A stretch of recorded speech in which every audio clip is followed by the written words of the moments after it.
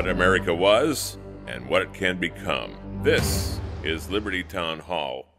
Thanks for watching Liberty Town Hall today. I'm Greg Marshall, he's Glenn Wilson, and today we have got a really interesting show for you. In the first segment, Glenn's going to be interviewing U.S. Senate candidate on the Libertarian ticket, Scotty Boman. Now, Scotty will, of course, be explaining his candidacy, but he's also going to be jumping into a lot of issues with the two major party system that we really have in place right now. He'll give a pretty good explanation and put it together in a way that makes a lot of sense, and maybe what we can do about it in a more broad way to allow more people on the table. Another one is Joe Miller. Joe Miller, if you remember, was big national news when he defeated Lisa Murkowski in the Alaska Senate race in the Republican Party. What happened for him not to be elected is a story in itself. Glenn will be talking to Joe Miller via Skype a little bit later on. I thought it was very interesting to see what happened in Alaska. And when I interviewed Joe about this, he was beyond frustrated because he should have been the Republican nominee that would have received normal support. Right, but when the sitting Republican was basically ousted out of the primary, all of a sudden all the Republican Party bailed on their primary candidate and supported her as an independent all of a sudden. I don't get how that worked. I really don't as a write-in. How can a write-in get that many votes? I would be wondering if there's corruption up there somewhere. Well, we're looking forward to that interview. There's a lot to talk about, and we'll have full details for you on that. And Scotty Boman coming up. Hope you'll stay with us. This is Liberty Town Hall.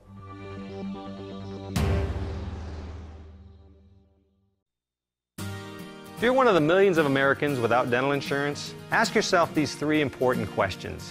1, does your company not offer dental insurance? 2, are you self-employed? 3, are you retired?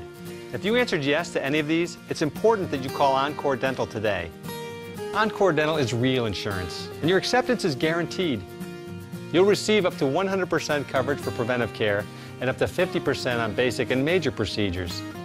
Encore Dental can help keep your teeth healthy, which may prevent infections that lead to heart disease and stroke. And with the high cost of procedures, it makes sense to have great coverage. Choose your level of benefits. There are no claim forms to fill out and no waiting for reimbursement. So go ahead, review it for 30 days. Call 1-800-671-6134. Call now and save an additional 10%. Call now and save an additional 10%.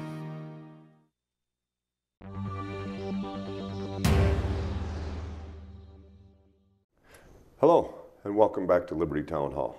We're joined in the studio today by Scotty Boman. He's the Libertarian candidate for United States Senate. Welcome to the show, Scotty. Hello, Glenn. Good to be here.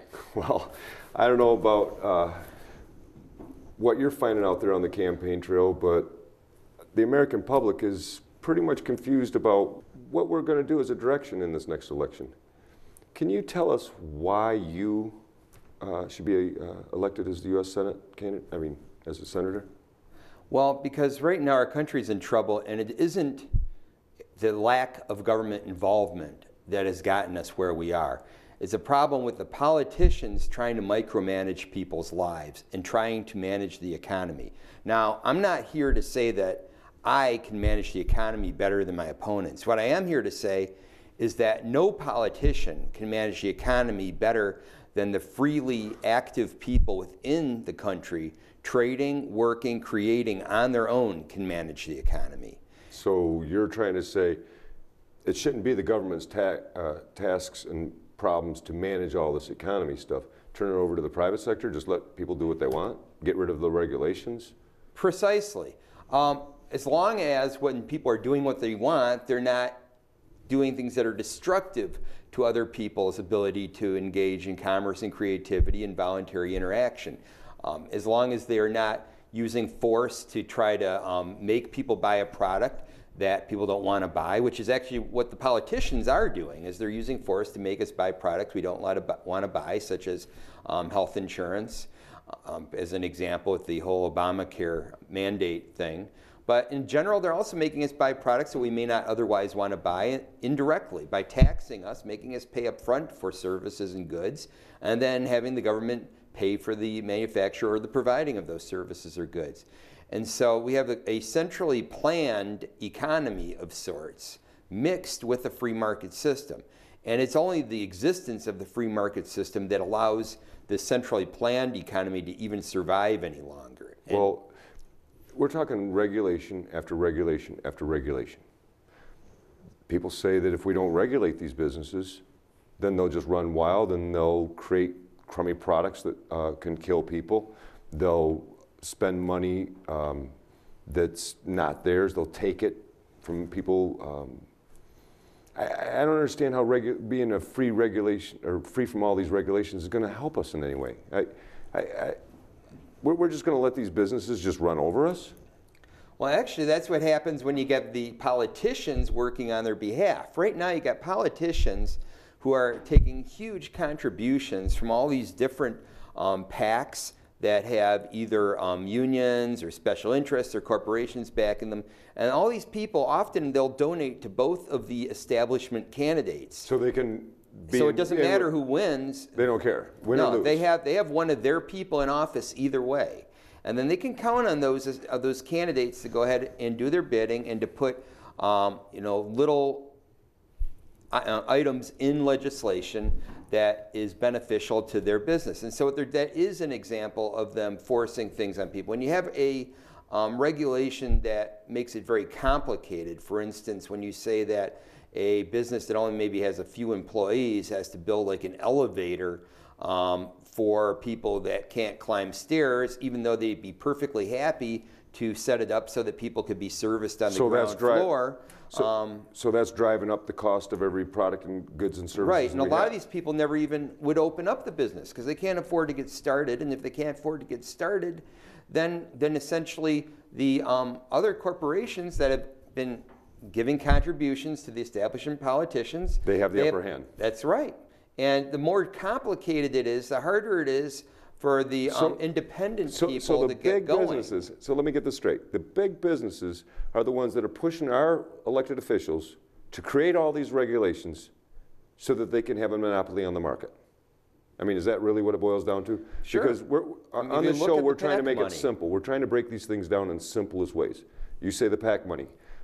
I ran for Congress as an independent candidate because I wouldn't touch any of that PAC money. There's no way I thought you could take them kind of dollars from PACs and special interest groups and then actually stand before the American people and say that you're representing them and not the money that got you elected. So how much have you taken in PAC money so far? I've taken money from one PAC only. It's called the Small Government Alliance, and the title means what it says. And that is not in this election cycle. It was in a previous election cycle. I think in 2008, I may have gotten some money from them regarding U.S. Senate, or no, actually it may have been when I was a lieutenant governor candidate, in which case it was my running mate. But that's one organization with which I have a friendly relationship with, that I agree with small government. And that's the only reason they exist, is to encourage small government. So it's okay to take special interest as long as you agree with the special interest money? Yes. Okay, because I really think special interest money is a problem right straight across the board going into our election. But we'll get into that to another time. We only have about 30 seconds here before we have to wrap it up. I know there's a lot of issues that need to be covered in this election.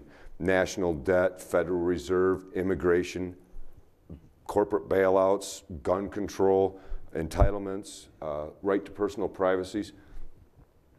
So many people say that we don't have a choice for who we're going to elect. We either have the R or the D candidate. There's no other choice. So we're just choosing the worst of two evils. In just a few seconds, how many people out there should be voting for an independent or a libertarian or a third-party candidate versus the R and D? How many is it going to take to make a difference? Well, I think even 5%, for instance, would give us major party status if our top-ticket candidate had 5% of the vote. That would send a signal. Now, what really is needed is to win elections, and that would require at least a third, essentially, by a plurality of winning an election. Well, Scotty, I'm going to try to make sure that every American out there understands these issues in depth so that they can look at the candidates with a set of eyes understanding what all these issues and how they come into play are. So welcome. Thank you. Have a good day.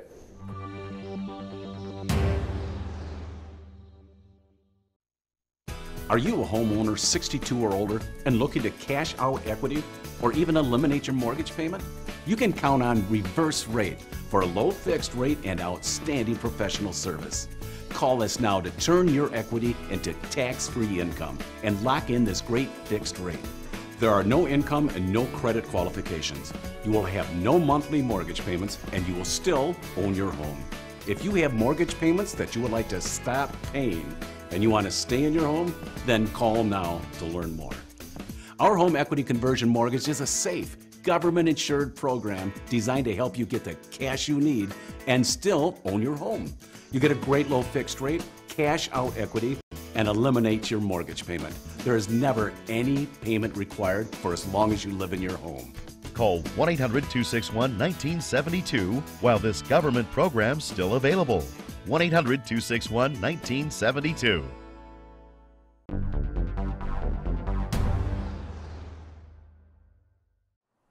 And welcome back to Liberty Town Hall. We're joined here by Joe Miller, former U.S. Senate candidate for the Republican Party up in Alaska. Welcome, Joe. Hi, how are you doing? Oh, we're having a busy day down here. We're getting into the burr months. Probably not as bad as it is in Alaska, but I'm feeling it here a little bit in Michigan this morning. Welcome to the show. Thank you for having me. I appreciate it. I'd like to start out by asking you, what do you think the differences between our parties, or what do you see going on between the Republicans and Democrats compared to what's going on out there in the liberty movement across the country, Joe? Well, I think there's a great deal of dissatisfaction in the liberty movement concerning the Republican Party. You know, in 2010, I was the nominee from the Republican Party for the U.S. Senate. We actually had Republicans in the establishment attack my candidacy in the general. And the reason why is because the Republican Party, even though its platform is very sound, has at the top of the power chain people that want to see things continue the way they are. In fact, if you kind of deconstruct the two parties, what you find is they're doing effectively the same thing. You've got these fringe issues, and to me, they're very core critical issues. I'm talking, you know, issues like life, issues like the traditional family, and yet, even though the Republicans have had either the presidency, one house of the Congress, for most of the last 30 years, we still have much of the same with regard to those issues and with regard to the critical issue of growth of government. Government has continued to grow. We've continued to grow our deficit. You would think that if there really was a difference between the parties, that we'd see a difference. And I think that Americans are waking up to that. Conservative Americans recognize that, you know, basically the tune that's being sung is not really what's happening behind the scenes. Right. And that's why people like me get involved, and when you start primarying these Republicans that, you know, really don't subscribe to conservative principles. Well, we're going to have several segments on our national debt because it's so complicated and so confusing, and there's so many pieces of it. But basically, when I've been doing my research and my research assistants, they're all coming back. It doesn't really matter what party. They're both raising the debt and they're both spending. It's just what label they want to put on it. So do you think we can clean up either party to actually honor the Constitution and what it was meant to be for our personal liberties? You think there's fixing of the parties? Well, I mean, time will tell whether the party can be fixed. I can tell you that at the convention, I was very disappointed to see this attempted power grab where the nominee was going to be able to choose the delegates in future elections. Of course, that got shot down. But even the change that allows now the rules to be decided by the nominee and the committee does require a supermajority is a move in the wrong direction. And I think if there's a continued effort to try to grab the power, to continue to consolidate it, you know, really amongst the select few at the top, to exclude the activists at the bottom, that you're going to see a new movement. Now, you know, I think in order for that to happen, it would require a catalyst. And that catalyst, unfortunately, is probably going to happen soon. And of course, what I'm referring to is the fiscal cliff. And I'm not talking about the budget. I'm talking about the fiscal cliff created by the deficit and the inability to pay it back, especially if interest rates rise. So I think that if we have kind of an economic catalyst, or perhaps a revival in the country, you know, either one of those things could create the movement to, I think, a new political a party, perhaps even. Of course, we've got a political movement. We've got the Liberty movement. We have the Tea Party activists, the constitutional conservatives, but it has to coalesce into real political power. Well, Joe, What about our military being used around the world? Do you think we're heading down the right path with our military, or what's your thoughts on the military? Well, you know, of course, I'm a West Point graduate. I served in Desert Storm, so I've got a little bit of inside, you know, perspective on this. Still have a lot of friends that serve. I am very, very disappointed in the senior leadership of our military. And this is without regard to the deployments in Afghanistan, Iraq, et cetera. I mean, I think there are all sorts of constitutional issues with what we've done overseas. But I'm talking about the active effort to re-engineer, actually create a new, different type of military. Of course, the Obama administration is primarily behind it, but our senior generals are following right in lockstep with them. So, Joe, do you think it's the actual generals in the military, the actual life military career soldiers that are changing this, or do you think it's more of the administration and our commander-in-chief that's changing it? Well, I think that when you look at your junior and mid-level officers, and I'm talking, you know, all the way up to 06 colonel, I think we've got solid folk there. But when we start talking about generals like General Dempsey, and I'll call him out, he just this week, brings two different individuals. Well, let's just talk about the one, a West Point graduate who taught at West Point, who called out Islam, basically characterizing it for what it is, and Dempsey relieved him of duty. Now, this is the same guy that's saying that the reason that we're having problems in Afghanistan is because our GIs, our troops, are culturally not sensitive enough to Islam. Now, those are ridiculous statements to make. And I think that the reason we have folk in the general staff doing things like this is because they've been basically conditioned to follow basically what they hear Obama saying. Their careers are more important than speaking the truth. Now, obviously, a civilian-led military is absolutely the cornerstone of our country's military, the defense. But yet, it is still their duty to tell the truth about what's going on in the military. When the Obama administration tries to push women in combat, it is absolutely ridiculous for our chairman of the Joint Chiefs of Staff to stand behind that and to do something that he knows is destructive to the readiness of the country. And so I've gotten to the point now, and even at my website, joemiller.us, I'm calling out our senior leadership because it doesn't reflect what the rank and the file of the military know to be the case, and it's simply yet another effort to continue to re-engineer the military, make it into, you know, more pro-Islamic, more pro-homosexual, more pro, I'm not going to say gender equality, that's not the issue, but women in combat organization. And all of those factors obviously are not positive for the readiness of the country. Well, Joe, we're about out of time for this segment right here. In just about 5 or 10 seconds, can you really quick say what one thing that you want everybody to go do right now? What can everybody do to help you? People have got to get active. The time is very short in this country for us to turn it around. You know, I was a nobody in Alaska back in 2010 who took on a sitting U.S. senator because I knew that this country needed a change. It's created an activism that is spread, that is, I think, in this state, going to carry forward to new leadership. And it can happen in other states as well, but it's going to require your energy and commitment to turning this country around. Well, Joe, we'll have you right back as soon as we can.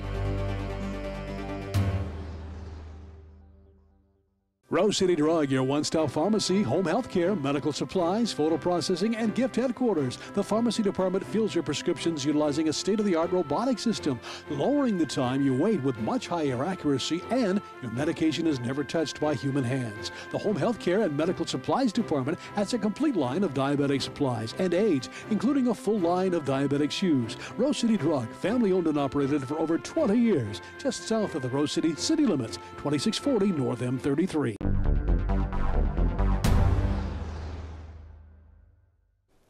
What a great show today. Appreciated you being a part of it with us. Scotty Boman interview, first off, talking about how the minor parties are trying to make some inroads and every single roadblock is in the way. There is such a movement today to try to keep the two major parties in power and not let anybody who has a different viewpoint, a different concept, or just different party period come in. It's really frustrating. Glenn, also, that Joe Miller interview was really, really good. I mean, think about this for a second. We talked about this, and it just kind of disappeared out of the public eye, except maybe in Alaska itself. But Lisa Murkowski gets kicked out in the primary balloting, and the Republican Party decides they don't like the primary challenger, so they go after it, and somehow people fall for it. At least at that time they did. The Republican primary had a challenger that took on a sitting official and won the primary, and the party turned the back at that point, I wouldn't be surprised, in my opinion. I guess it's corruption. I would not at all be shocked if there was ever some investigation and found out that corruption actually managed to pull that off. That's just my opinion, Greg, but well, at something least a just form doesn't of seem legal right. corruption. I mean, Yeah. you take a look at this. This just isn't right. There's some things that are right and there's some things that are wrong. The duly elected people of Alaska voted Joe Miller in, and the party decided to do everything they could to skew the election in a different way. And in this case, they were successful. His own party. He was running as a Republican contender, and his own party turned on him. Now Because he wasn't the right kind of Republican, because he was going to go in suppose. there and stand up for the Constitution. He was a constitutional And for the voters. candidate. He was there to represent the people more than the party, and they didn't like that idea. And same problem we've got going on in, all across the nation. Our interview with Scotty Boman, he points out quite clearly that the two-party system and the major news organizations are in cahoots. That they don't want, and again, this is all my opinion, Greg, but they don't want to take a chance of losing their power and control. Between the major parties and the news organizations, I honestly believe their goal is to figure out who can drive the most fear into the voters to get them to vote the way they want. They don't want to actually have their candidate elected for the reasons they're running. No, they want to scare you in saying that you have to vote for this person because the other person's so bad. I hear a lot of people talk about we can't let President Obama get reelected. He's just devastation to the country. I personally agree that Obama is not a very good president, but should we vote for Romney because we're afraid of Obama? There's lies the problem. So we really get into a philosophical problem in this country. Although people may agree with Gary Johnson, for example, do we support the candidate we would want in the office to uphold and legislate on our behalf? Or do we vote to get the person in that we think can beat the one that scares us the most? Fear voting is one of the biggest problems we have that's gotten us into the position we're in right now today, Greg. I think we have to ask the question, Glenn, and that's this, and that is a vote of conscience a wasted vote? You hear people talk about, you got to vote for the winner. You got to vote for the winner. Don't waste your vote. Is voting your conscience a wasted vote or not? I think we need to answer that as a society, and we need to answer it soon. We're running out of time to keep playing games like this with the country the way she's falling apart as it is. This conversation about, oh, we're getting out of the recession and so forth, the numbers just aren't there when you look at true unemployment. So many people have ran out of their unemployment. They're the ones that are running into problems. If we actually had equal time for all the candidates, get some of this money and corruption out of it, then I believe we could actually choose the person that we want for the job more than voting against the one we're afraid of the most. Might be. That's a topic for another day. Thank you for watching. Appreciate you being here. Hope to see you next time on Liberty Town Hall.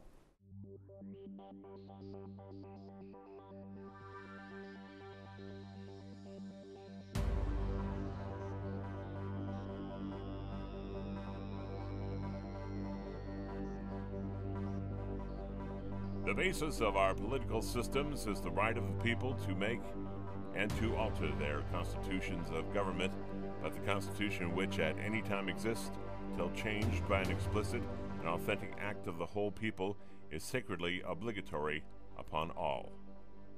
George Washington Farewell Address, September 17th, 1796.